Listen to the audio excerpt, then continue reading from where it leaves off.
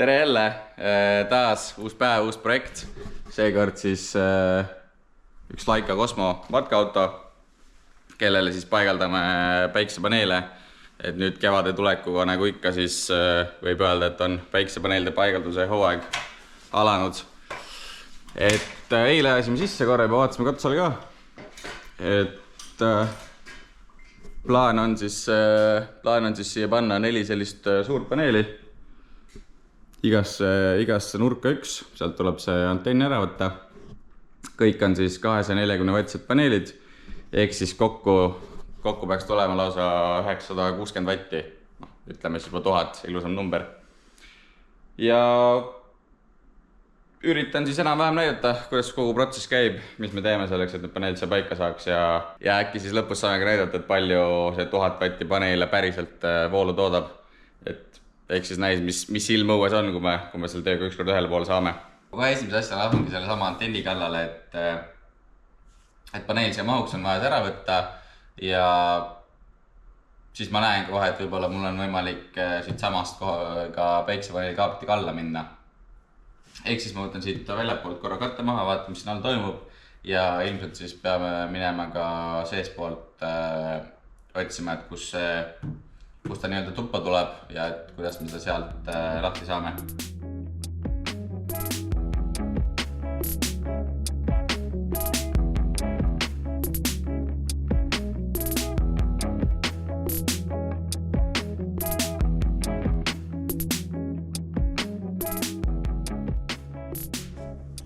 Saime nüüd antenni katuselt ära. Ma nüüd järgmisena selle sama ühe paneeliga, mis siin katusel juba on, käin kõik need 4 paneeli kohta läbi igas nurgas ja vaatan üle, mis jalad lähevad, kuidas nad lähevad, kas paneel ikka ilusti mahub. Siis seal nurgas vaatan ka selle läbiviigu koha üle. Kinnitustega õnneks või kahjuks väga palju variante ei olnud, et kasutame kõigil paneelidel ühesuguseid jalgu. Et paneme ette ja taha otsa sellised sirged jalad liimiga. Ideaalolukorras oleks tahtnud neid nurgatüüke kasutada, et neil on seda liimitavat pinda natuke rohkem. Aga kuna lihtsalt laiusest ei ole piisavalt ruumi, siis ei jää muud üle. Eks ette taha kaks jalga ja otsustasime, et esimesele paneelile paneme ka sellise nii-öelda spoileri, et muidu see nendel väiksematel paneelidel on täpselt paneeli pikkuses, aga selle laiema paneeli puhul ma ei leidnud õige laiusega spoilerit. Ehk siis paneme ta siia kuidagi täpselt siia vahele, et lõikame mõlemast otsast natuke maha. Et siis lihtsalt on eest natuke tugevamini kinni, on kindel, et sõiduaegsid tuult nii-öelda alla üldse võtta ei saada.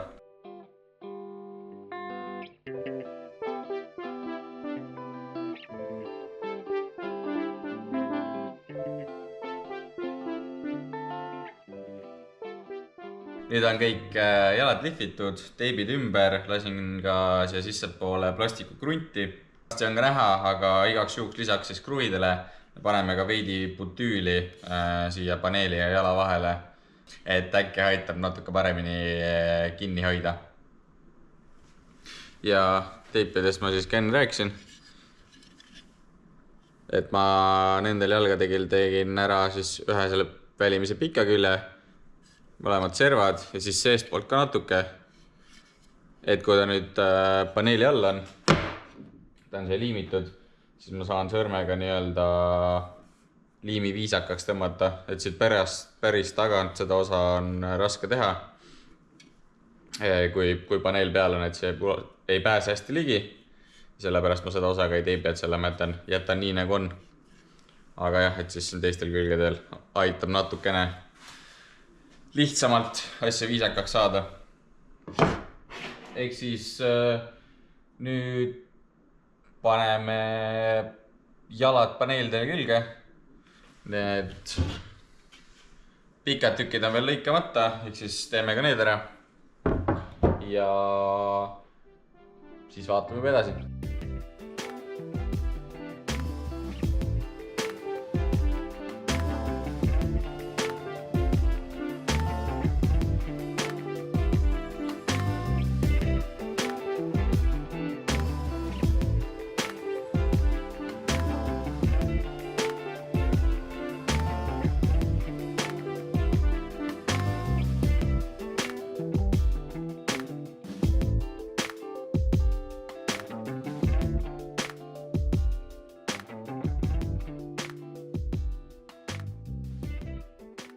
kõigil paneelidel on nüüd jalad küljes ja kes eriti tähelepanelikult vaatas, võib-olla ka märkas, et tegin mõnele paneeliraamile siia-sinna auke juurde ja panin siis ka sealt nipukad läbi. See on siis selle jaoks, et ma saaksin paneelikaablitega liikuda siis paneeli alt peidust. Et mingitesse kohtadesse, kus paneele ei ole, ma panen karbikud, aga seal, kus paneelid on olemas, siis ma saan näiteks mööda seda paneeliraami kaablitega liikuda ja nad jäävad väga viisakalt siia alla või isegi ääre taha peitu.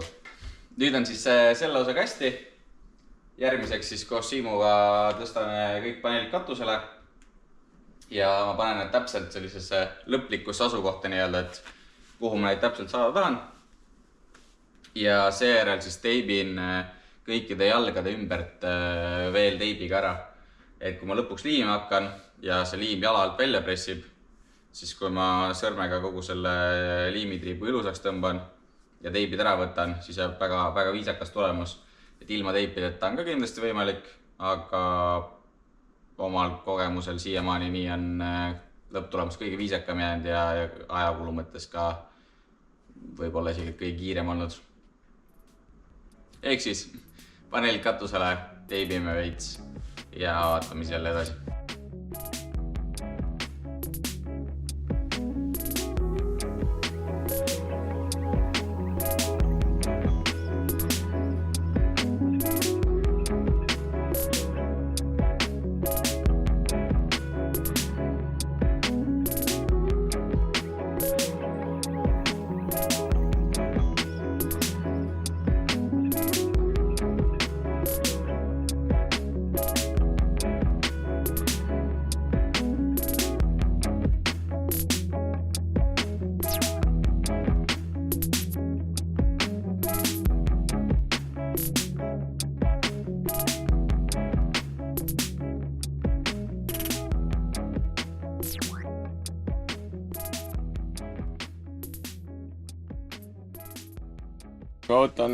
Ma tegelen kaabeldusega edasi nüüd.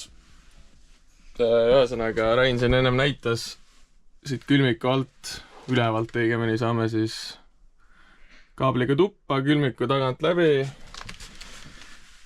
alt välja, siis sealt läheb põhja alla ja põhja alt tuleb siia, kuskile siia. Ja sealt siis ma saan ajada kaabli läbi ja paneme kontrolleri siia. Võib-olla siia, sõltub.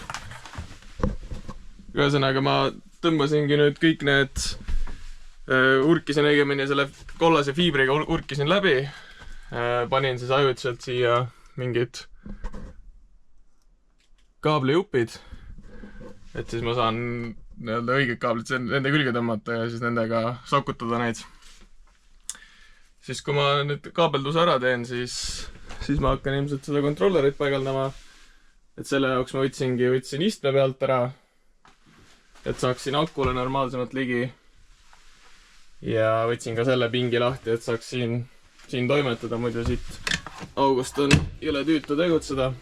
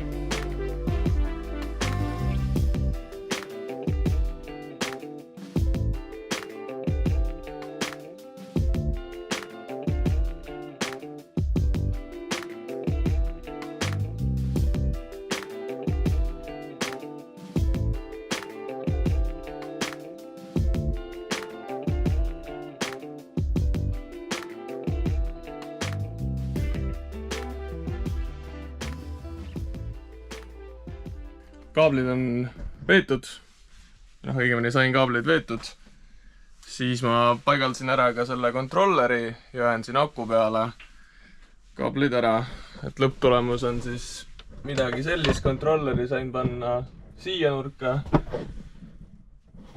Siin all on siis kaitse. Siit läheb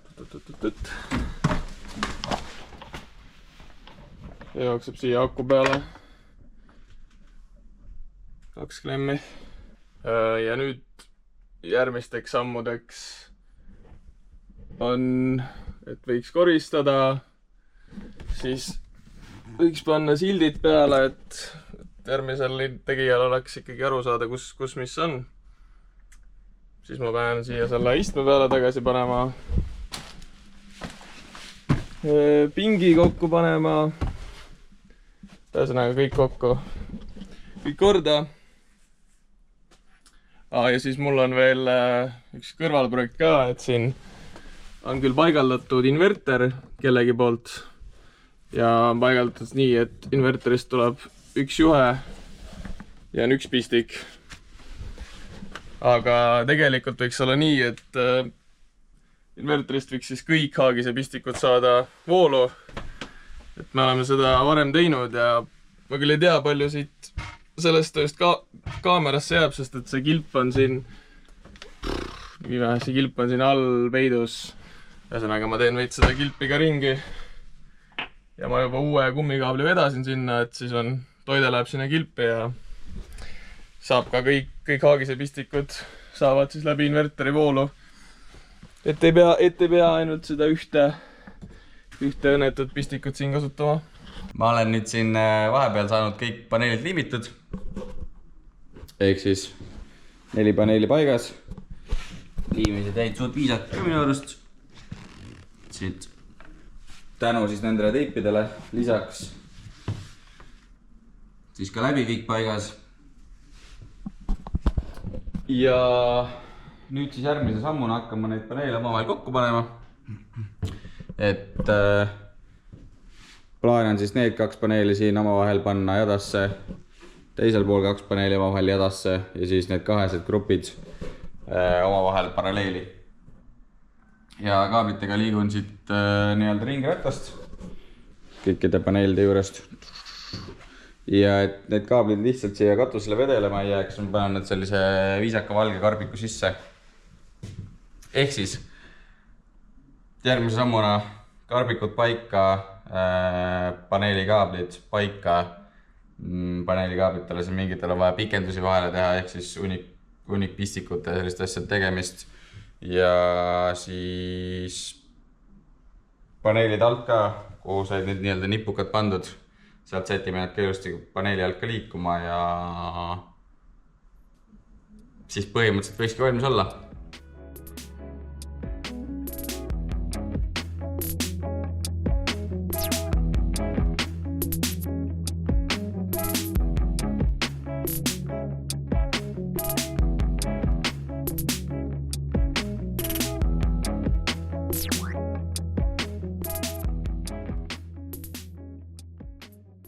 Ja saimegi taaskord projektiga ühele poole, et lubasin näidata, palju tegelikku tootlust siis on. Ilm on nagu Eesti suvi ikka, lund sajab. Ehk siis pole ilmselt kõige adekvaatsem võrdlus, kuid midagi siiski. Et kontrolleri panime siia alla, kaitsmapesa ka. Ja praegu siis äppist näitab, et laadimist on 70 vatti, ehk siis 12 voldise aku juures on umbes 5,5 amprit laadimist.